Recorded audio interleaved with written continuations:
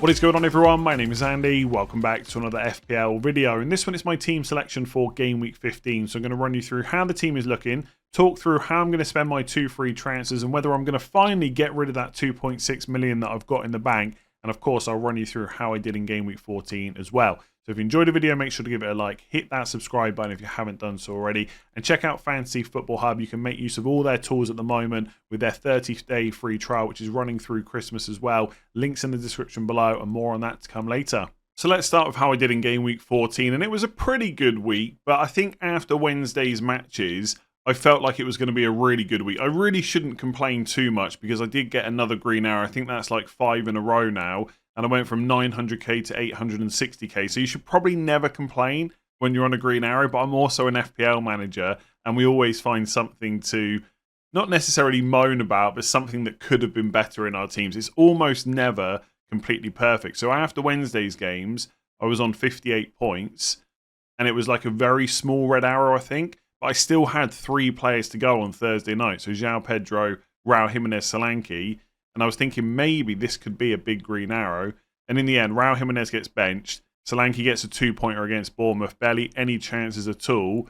And João Pedro gets an assist. So the minimum I would have expected from those players is 6 points, right? 2 appearance points each.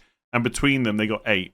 So it wasn't quite the end of the week that I'd hoped for. But it was still a pretty good week overall. My triple Arsenal defence, which actually ended up being a double Arsenal defence because Gabriel missed out, did really well. So Raya clean sheet, Saliba obviously clean sheet as well, and scored a goal and picked up 3 bonus points. So 21 points between Raya and Saliba. Not great that Man United lost, but that match was always going to be difficult. A little bit frustrating from an FPL point of view that Gabriel missed out, because that would have been a 3rd clean sheet as well. And when my other defenders were Rico Lewis off the bench for 1 point, and Greaves 1-pointer as well against Crystal Palace, that clean sheet from Gabriel would have been nice. And given how good Arsenal were from set pieces in that match, he probably would have ended up scoring as well. So triple Arsenal defence blocking Saka. We're going to talk about how or when I might get Saka in later on. You know, it hasn't been ideal, especially when Saka's gone and got 10 points per match over the last 3 game weeks. But actually, in isolation, the triple defence has done pretty well. I've essentially played 8 Arsenal defenders over the last 3 game weeks. So the triple up in Game Week 12, the triple up in Game Week 13, and then this week obviously only 2. And I've got 8 returns. So 2 clean sheets this week, 3 clean sheets the first week I played it.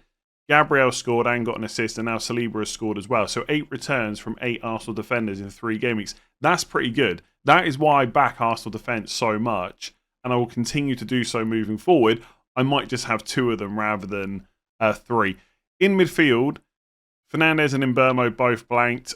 I think I kind of bottled the Fernandes versus Morgan Rogers decision. Rogers had the better fixture. The reason that I back Arsenal defence so highly is because they're such a good defence. So I knew Man United would find it tricky, and I should have gone for the all-in approach, not playing an attacker against my 3 defenders, and I would have got Rogers 8 points. But look, that's probably the only big mistake I made this week. A lot of people obviously wanted me to take a -4 for Saka. I thought about it as well. I didn't do that. That would have been like, I don't even want to think about how many points I would have been down if I'd sold Saliba for a hit.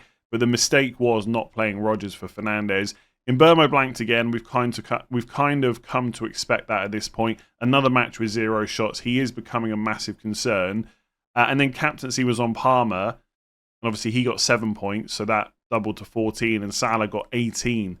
I don't regret that decision at all. When I got Salah in Game Week 10, my plan was Salah captain for 3 weeks. That worked out really nicely. Then Palmer for 2. Palmer outscored Salah last week, albeit only by 1 point. This week, he gets kind of annihilated by him.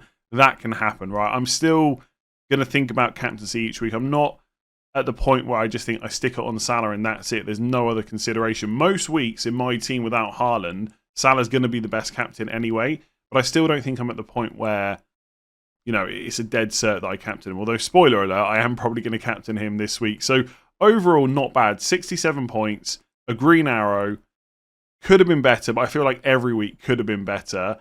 Let's hope the green arrow run continues. So going into Game Week 15, I've got 2 free transfers, and I've still got that 2.6 million in the bank, which I feel like needs to be spent sooner rather than later, because essentially I'm leaving points on the table. And I do think with the transfers I've got in mind for Game Week 15, most of that money probably will be spent.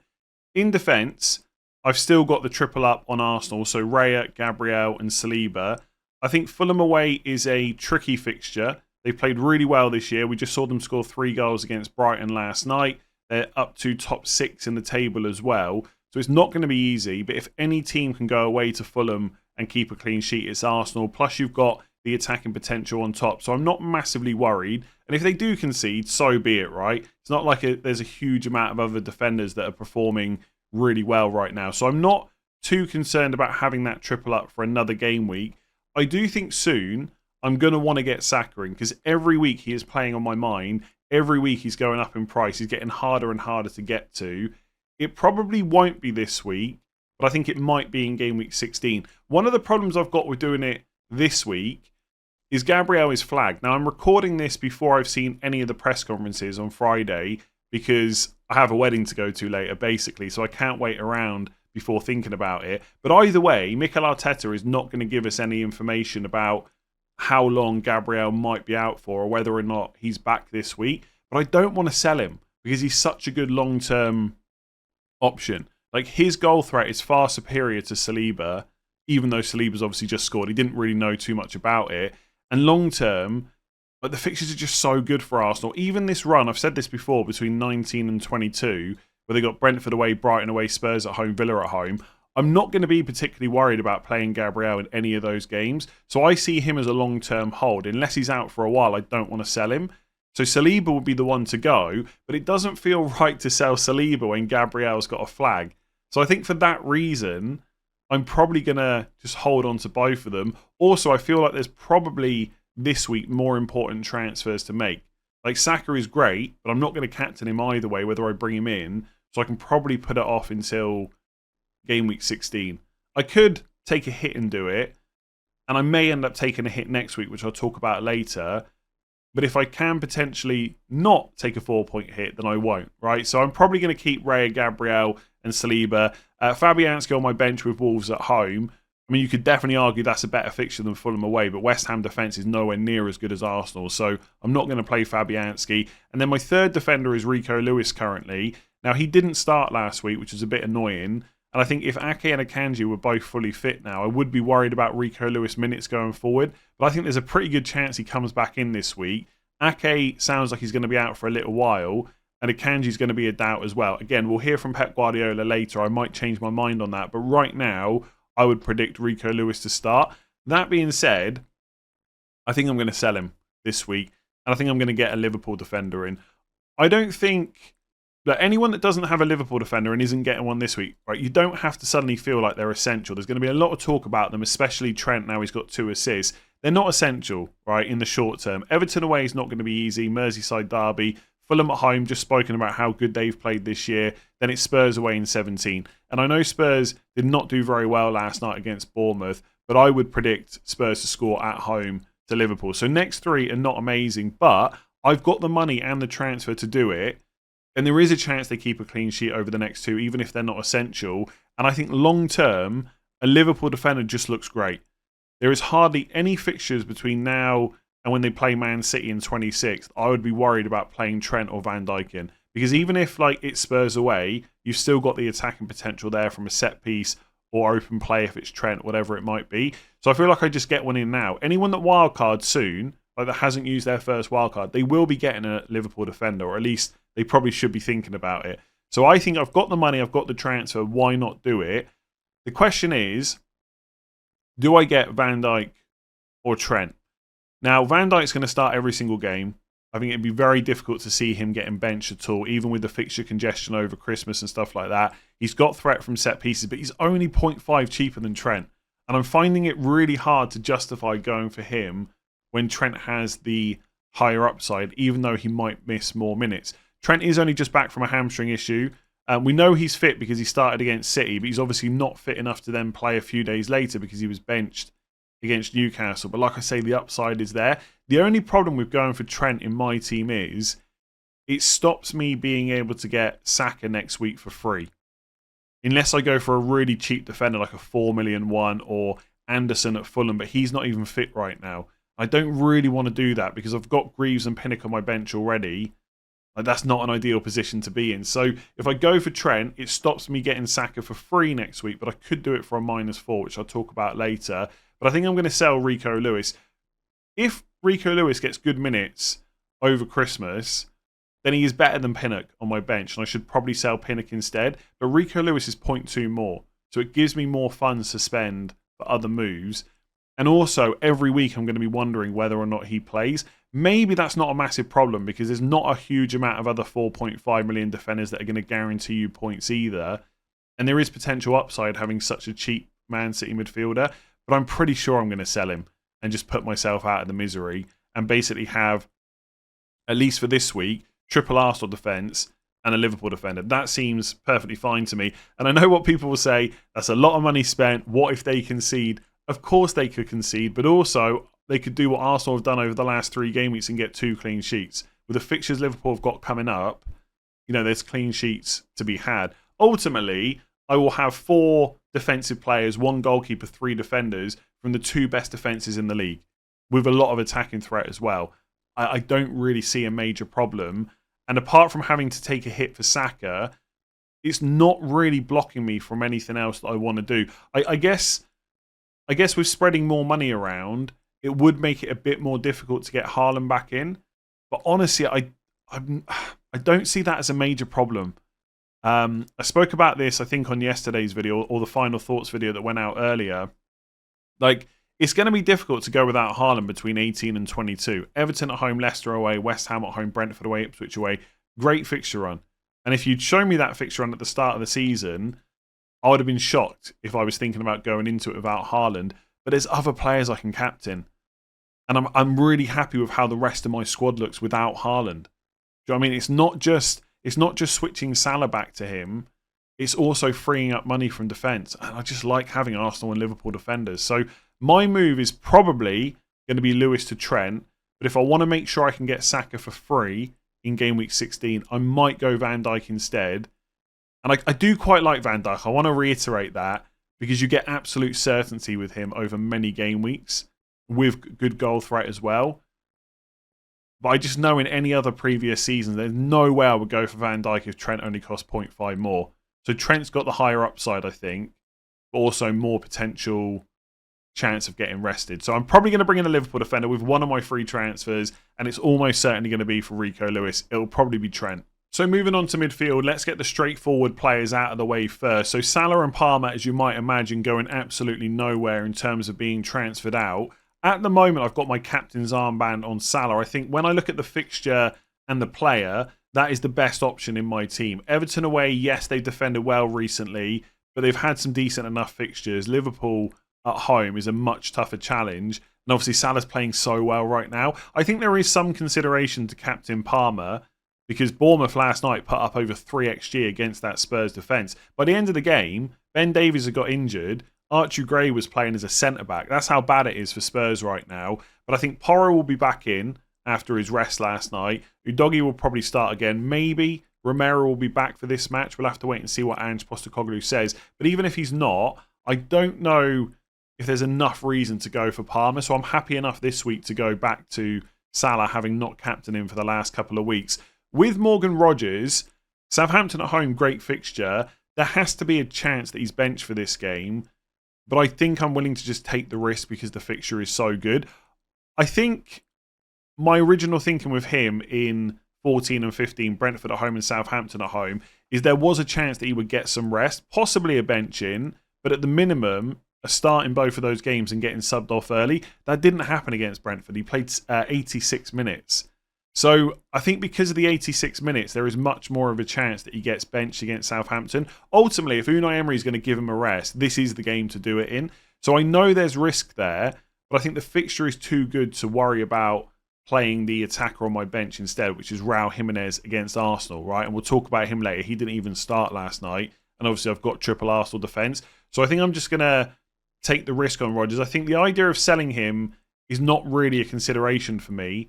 Because I got him at 5 million, and long term, I still think he's one of the best 8th attacking options.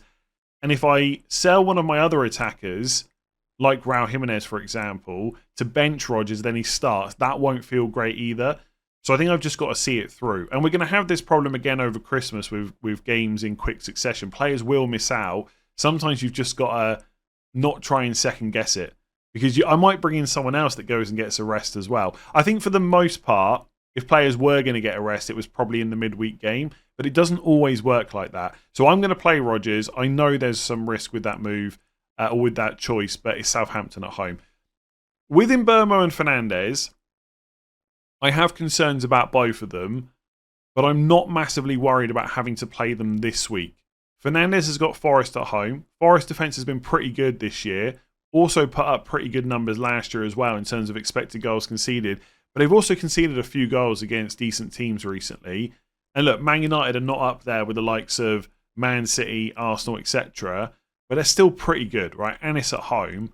So I'm happy enough with Fernandes. I don't like the fact that I think in 2 of the first 4 games for Amorim, he's played a little bit deeper. But that might just be a rotation thing. Mason Mount played against Arsenal. He didn't play the game before that. He might get rotated out for this one. If so, I suspect that Fernandes will be back in the front 3. Either way, if I'm to get Saka soon, it's almost certainly Fernandes that will go. In fact, forget that. If I get a Liverpool defender this week, which I probably will, I have to sell Fernandes to get Saka. There's no way I can free up the money to sell Mbeumo instead. So I think Fernandes will go for me, possibly next week. But I'm okay playing him against Nottingham Forest. And with Mbeumo, he's a really big concern right now. I don't think that this will last forever, right? We've had years of data with him that he's a good FPL option that does take lots of shots or enough shots to be a viable option for his price. So I don't think this lasts forever, but I also don't know when it's going to change. That's my main concern. And the fixtures are not getting better, they're getting worse. But as a one game week, I'm thinking about, I'm taking it a game week at a time, right? Do I think that Mbeumo outscores Matoma, Bowen or Gordon over the next 4 or 5 game weeks? Probably not. But in a 1 game week shootout, could Mbeumo do okay against Newcastle at home? Possibly. He's also on penalties as well. So he doesn't even have to play well. Someone else can go and win him a penalty, puts that away, maybe gets a couple of bonus, and all of a sudden you're on an 8-9 pointer out of nowhere. So I think for 1 game week only, I'm willing to have Mbeumo versus using a transfer elsewhere. I'm basically viewing Mbeumo as my cash cow. At some point, I'm going to need more money once that 2.6 million is spent to make another upgrade. And he is the one player in my team that I'm happy to downgrade, probably to someone like Semenyo. So that would essentially be the idea, right? So let's say I'll show you how this looks on the My Team tool in a second. But if I do Trent in this week, right? And then next week I want to do Fernandes to Saka. If I sell Saliba, I've only got 4.3 to spend because I've gone Trent instead of Van Dijk. But I can sell Mbeumo to Semenyo. And obviously the difference in price between those two is like nearly 2 million. So I'm not going to get priced out of doing this. That then lets me have Trent, Gabriel, Reyes, Saka, Salah and Palmer. And the only sacrifice really is to have Semenyo instead of Mbeumo, which right now I don't think anyone is particularly worried about. And Bournemouth's fixtures are pretty good. It's not nice to maybe get Semenyo after he's played Ipswich, but then he's got West Ham at home, Man United away, Palace at home, Fulham away, Everton at home. Bournemouth will cause all these teams problems. And at that price, he's never going to be a major concern for me. Even when he has slightly tougher fixtures, I'll either play him or bench him. Like, it won't be a massive problem. So it's a bit annoying that I tripled up, I blocked Saka, he keeps going up in price, so I can't do what I originally intended to do.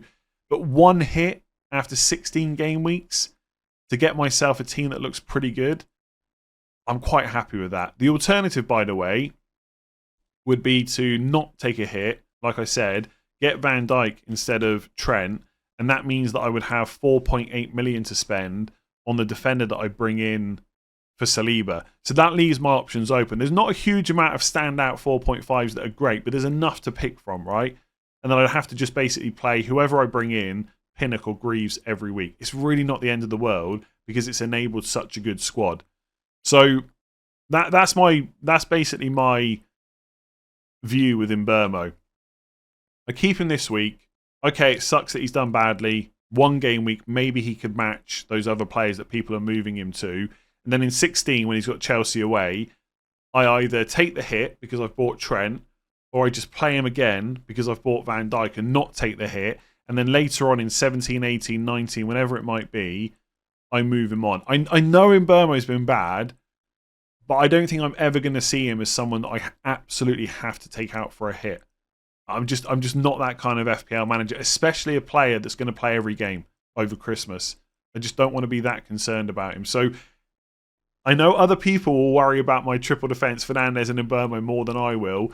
But relax, I probably will get Saka. Probably next week, not this week.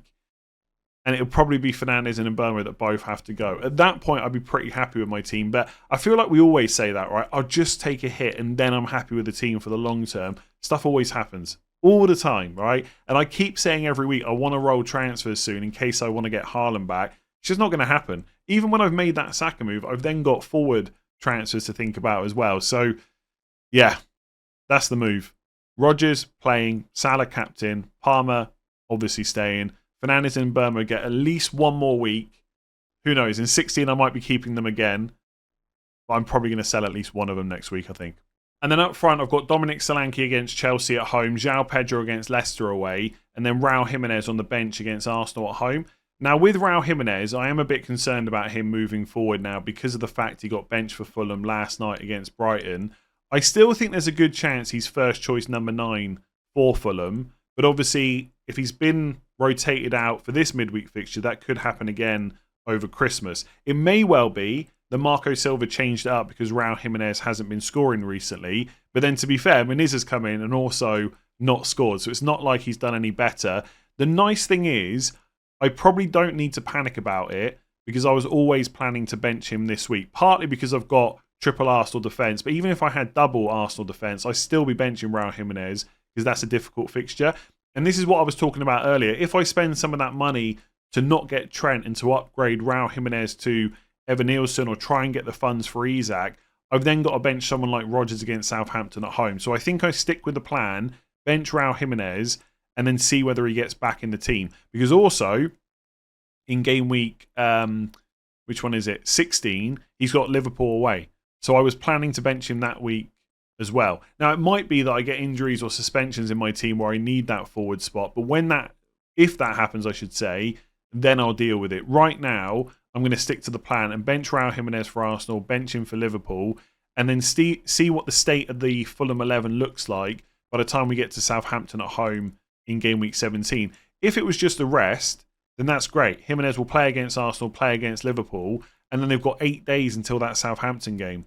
So if it looks like he's going to start, I will just play him in that. If it doesn't, and Muniz has been playing because he's now first choice, then I'll look to deal with it. And I think with that plan I spoke about earlier of downgrading Mbeumo to Semenyo, even when I do the Saka and Trent moves, I've still got money in the bank. I'll be able to go from Jimenez to like an Evan Nielsen or someone like that. So I'm not massively concerned about it, but I would have really liked him to have played more minutes than he did last night. And when he doesn't start, like Muniz, he's always going to come on. So the cameo chance is quite high. So annoying for game week 14, but not a massive problem for 15 and 16. With Solanke, I would describe him similarly to how I've been describing Fernandes and Mbeumo over the last few game weeks, to the point where if I get a transfer to get rid of him and there's not a higher priority move to make, then happy days. But I'm not massively worried about keeping him in the team just yet. It's a bit frustrating that Spurs are kind of all over the place in terms of consistency, right? They smash Man City, they do really well against Aston Villa, but then they did lose to Ipswich, didn't they? I should double check that. I don't want Spurs fans on my case. I believe they lost, right? Yeah, they lost 2-1. Then they smash City, then they draw with Fulham, then they lose to Bournemouth. It's just so inconsistent. But the fact that Solanke played another 90 minutes, Richarlison obviously not available, Son was benched last night, right? There's no real competition for Solanke's place in that number 9 spot. And I've got faith that Spurs will continue to create chances for the most part. And I think the thing that's saving him in my team in particular is that he's got Southampton away in 16. So even if I play him for Chelsea and he doesn't do well, I've got that Southampton game to fall back on, which I want to keep him for. After that, I'll worry about it. If I had no other problems where I already had a Liverpool defender, I had Saka in my team, I'd probably be using some money or transfers to get Isak in for Brentford away, Leicester at home and Ipswich away. But I think as it stands, I'm just like, I'd rather use a transfer to do Lewis to Trent than Solanke to Isak, basically. Like Solanke and Lewis versus Trent and Solanke and Trent, or Lewis and Isak. I mean, maybe if Lewis starts, the Lewis-Isak combination is better. But what if Lewis doesn't start, right? So I think I'm going to keep Solanke, not worry about him for now because of that Southampton game. Longer term, perhaps he will have to go. But once I've sorted Saka out, then I've got money potentially to do the Solanke move. And even if I end up going the Van Dijk route and not taking a hit for Saka, I've still got the cash cow of Mbeumo to get rid of at some point. So despite what it looks like, I'm actually quite happy with the team this week. Like, obviously, Saka could do really well, go and get another 15-plus pointer, right? He's fully capable. He's such a good player. But my hope is that Fulham team will stop that happening, but also not score and maybe do well that way. But I just think Fernandes against Forest at home is fine. And I get that people want Mbeumo, Mitoma, etc. instead of Mbeumo. Sorry, Mitoma, Bowen, etc. instead of Mbeumo. But for 1 week, I'm not particularly worried about it. And if I use a transfer to make a move like that, like Mbeumo to Mitoma or Bowen, I've used up a transfer that I then can't use to get Saka next week. And by the way, because I think people will ask me this in the comments, you know, I mentioned getting Trent and, taking a hit to take out Mbeumo for Semenyo next week. So some people might say, well, why don't you just do Mbeumo to Semenyo this week to get the Ipswich game? But the reason I wouldn't do that is because I might get to game week 16 and not need to use a transfer on Mbeumo. So I'd rather wait till next week and then make the decision. So I think things look pretty good. My suggested transfers on Fantasy Football Hub are to get rid of Raul Jimenez and get Cunha, and to fund, not even to fund that actually, just to do Saliba to Gomez. I think Liverpool defence is good, but not that good where I'd bother getting Gomez in. Like, he's great value potentially, but and I could even bring him in this week instead of Trent or Van Dijk, but I want to get the player that's assured for minutes. Because I think long-term Liverpool pick is great. When Konate is back, Gomez is no good to me, and I feel like that's a bit short-term. Cunha over Raul Jimenez is fine, but then I've got a benching headache, so probably not going to do that. In terms of how the team looks, so if I make the moves that I've just talked about, so Lewis out, Trent in for this week. By the way, if you want to check this out, 30% off, 30-day free trial, link in the description below as always. So Trent would come in for Greaves, Gabriel, hopefully instead of Pinnock. The team looks pretty good, right? Yes, I don't have Saka. I don't see it as a massive problem for game week 15. For game week 16, then I've got Fernandes against City away and Mbeumo against Chelsea away. That does feel like a bit of a problem. I did, by the way, briefly consider Fernandes and Mbeumo out in 16 for Semenyo and Son, and just go against Saka for the long term and keep the triple defence. Because obviously with Saka's good fixtures coming up, Everton at home, Ipswich at home in the next few weeks, the defence is also great.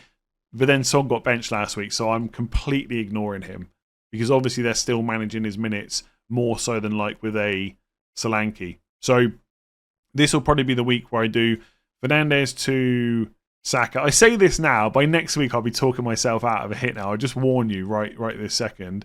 Let me just find Semenyo in, and then I don't know which defender I would buy. It's a little bit annoying because if I make that move, Saka and Semenyo, I'd have 6 million in the bank.